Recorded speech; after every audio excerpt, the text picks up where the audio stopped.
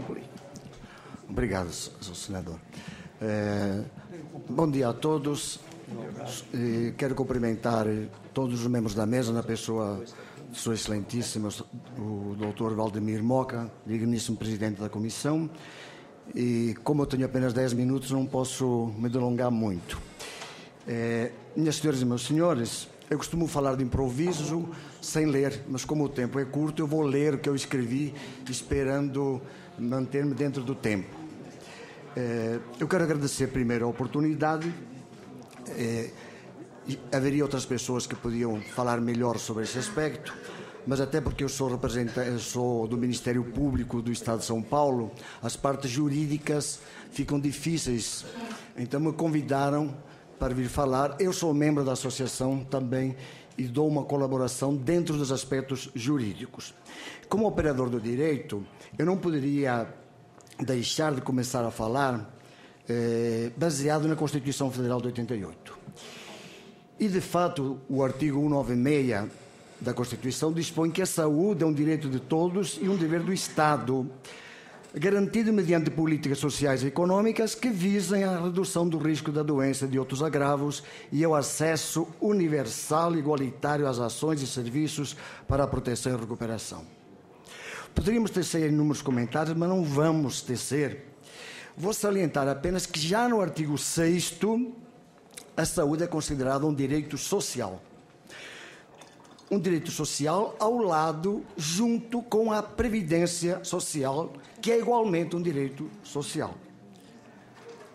Pois bem,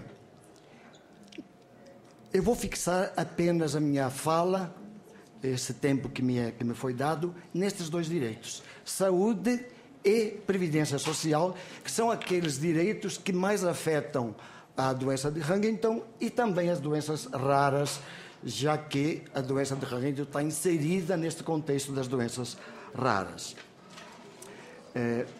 Eu queria sublinhar desde já que saúde e previdência, né, e outras doenças raras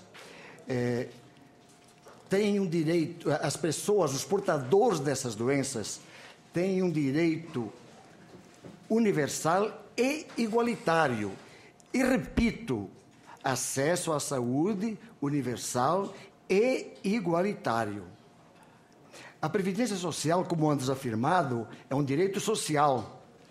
E aqueles que ela, a previdência social, porque não filiados a ela, a previdência social exige a filiação, não puderem ter acesso, o Estado tem o dever de proporcionar-lhes aquele outro subsistema que compõe a Seguridade Social no Brasil nos termos do artigo 94 da Constituição, ou seja, assistência social. Sr. Presidente, a igualdade, já ensinava o mestre Rui Barbosa, é tratar de forma desigual os desiguais. Então vamos falar primeiro da saúde, rapidamente. O que preocupa os pacientes, e por que não dizer os prováveis, eventuais pacientes, é que eles não estão merecendo, hoje, por parte das instituições públicas, e infelizmente nas três esferas do governo, o Brasil é um país federativo, portanto, União, Estados e municípios, eles não estão recebendo a devida atenção. Ou seja, dito de forma contrária, as instituições não estão cumprindo aquele mandamento constitucional que eu acabei de dizer. É bem verdade, e aqui merece elogios o Dr. Forlim, que está sendo representado pela colega Poliana, né? Ele conseguiu essa portaria 199, que já foi reformulada recentemente, enfim, que institui a Política Nacional, etc., etc., etc., e da qual Vossa Excelência já deve ter falado, né? O que eu quero sublinhar é que nós só poderemos cumprir essa portaria, que vou citar apenas o artigo 4, se tivermos como objetivo esse primeiro direito, que é o direito à saúde, né? O direito à saúde. Bom, essa portaria que dá a atenção integral, ela nada mais repete do que o famoso artigo da Lei Orgânica Nacional da Saúde, a famosa Lei 8.080 que todos nós conhecemos. No artigo 2º da Lei 8.080 já diz: a saúde é um direito fundamental do ser humano, devendo o Estado prover as condições indispensáveis ao seu pleno exercício. Eu vou correr um pouco mais, mas eu queria deixar registrado o seguinte, que desde 2002, e portanto há 14 anos, que esta lei sofreu uma alteração, criando assistência terapêutica integral. Assistência terapêutica integral. Quando eu falo de assistência terapêutica, eu me refiro a medicamentos, eu me refiro a todos os outros tipos de serviços, enfim, fisioterapia, fonoaudiologia, enfim, tudo isso que todos nós conhecemos. Um aspecto importante, tem que olhar o relógio, é que o cidadão brasileiro, sou senador, sou presidente, não mora na União. O cidadão brasileiro, ele vive no município. Isso é importante. Não podemos esquecer que o cidadão brasileiro mora no município. Portanto, a responsabilidade, me parece a mim, maior é dos municípios. E, mais uma vez, eu me reporto à Lei Orgânica da Saúde, que tem toda uma série de artigos atribuindo as competências, atribuindo as atribuições, etc, etc, etc. Que também não vou me alongar mais. E agora vou dizer uma coisa que todo mundo sabe. Recursos não faltam para a saúde.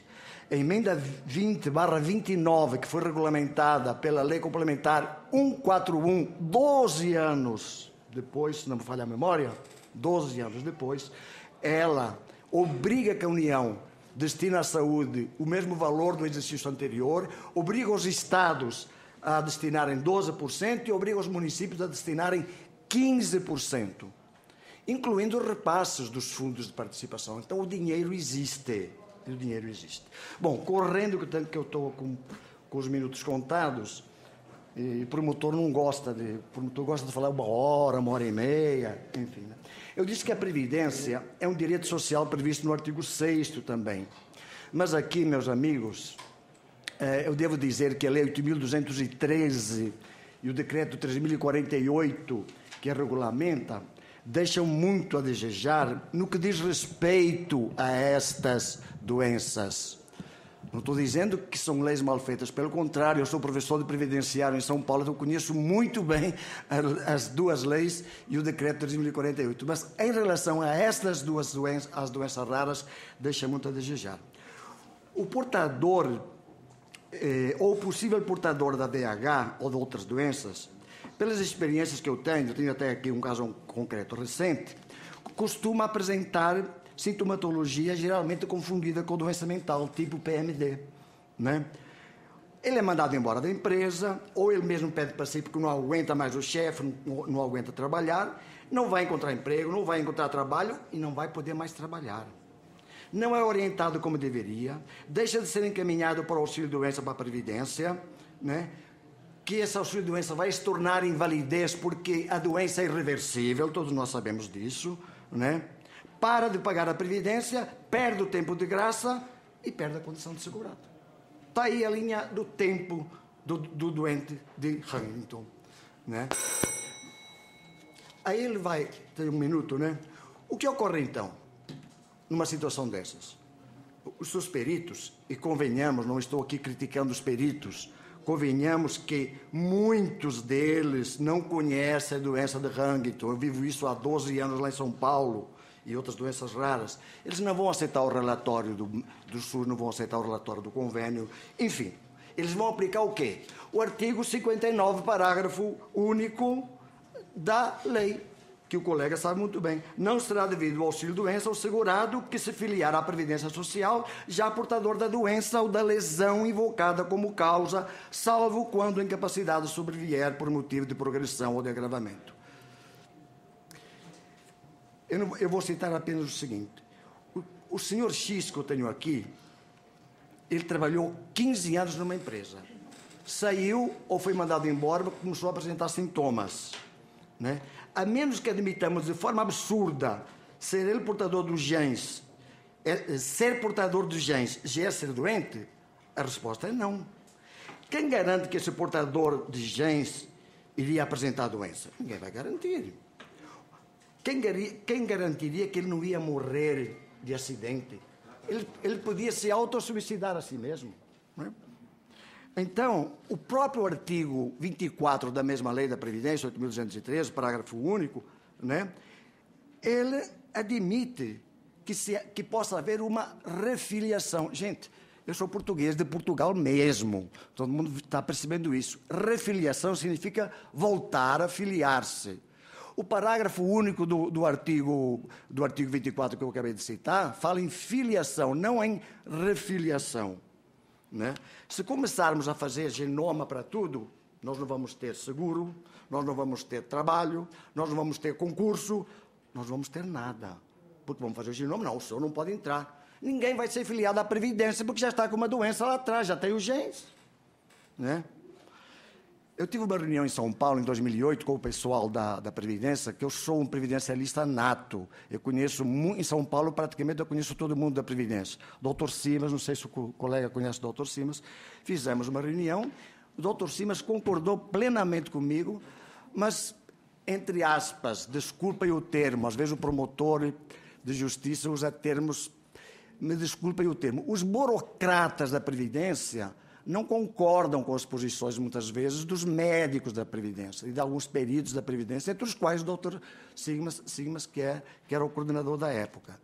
Ou seja, médico perito, ou ele é médico e, além de médico, é perito, e para isso ele deve ter se especializado, deve ter feito uma série de cursos, e saber que o segurado ou está enganando ou o quer enganar, e dizer, o senhor não tem nada, ou então aceitar que existe uma doença chamada Huntington, que poucos conhecem, que aparece tardiamente, enfim, tudo aquilo que nós já sabemos. Então, eu afirmo e ressalto que não estou pedindo nenhum favor aqui nesta comissão. Apenas estou pedindo mais, estou exigindo do ponto de vista jurídico que haja uma maior atenção por parte dos peritos, por parte dos gerentes, por parte dos superintendentes da Previdência Social, nos casos da DH, da doença de Huntington. E me parece que os burocratas da Previdência ainda não se convenceram disso. Eu teria algumas coisas para falar ainda, mas eu não podia terminar de falar sem atender a Edília e a Gorete, que são os baluartes desta movimentação, Sr. Presidente. Não vou tecer maiores considerações, mas vou afirmar que, recentemente, o Supremo Tribunal Federal considerou inconstitucional o parágrafo 3º do artigo 20 da Lei Orgânica da Assistência Social. Esse parágrafo 3º é aquele, entre aspas, maldito, que determina que só tem direito ao BPC, benefício da prestação continuada, né, aquele idoso ou aquele portador de deficiência que está inserido numa entidade familiar cuja renda per capita é inferior a 1/4 do salário mínimo. Senhores, vamos somar todo mundo, dividir por 4, não dá, é impossível ser inferior. Então, o Supremo, que já antigamente havia flexibilizado, termo bonito, né, senador? Flexibilizado essa exigência, agora diz, é inconstitucional. Se ela é inconstitucional, senhor senador, agora toca ao Senado, nos termos do artigo 50 da Constituição, excluir esse dispositivo da lei para que todo mundo tenha acesso. Por uma razão muito simples, gente. Funcionário público, e eu sou funcionário público, ele está restrito à lei. Mesmo que ele saiba que que foi julgado inconstitucional este parágrafo 3º, ele não pode, espontânea própria, conceder o benefício. Ele não pode. Nós temos que recorrer à justiça. A justiça dá? Dá. Para que vamos recorrer à justiça se podemos fazer isto administrativamente, né? Então, é isso que eu queria deixar bem claro. E todos nós sabemos que esta semana saiu um novo decreto da presidente Dilma, decreto 8.243, de 23 de maio, publicado nesta semana. Ela institui a Política Nacional de Participação Social. Ela cria uma série de mecanismos, né, entre os quais este que nós estamos... Ela reforça, ela cria 9 mecanismos. Entre esses 9 mecanismos está o que nós estamos praticando aqui, que é o mecanismo da audiência pública, né?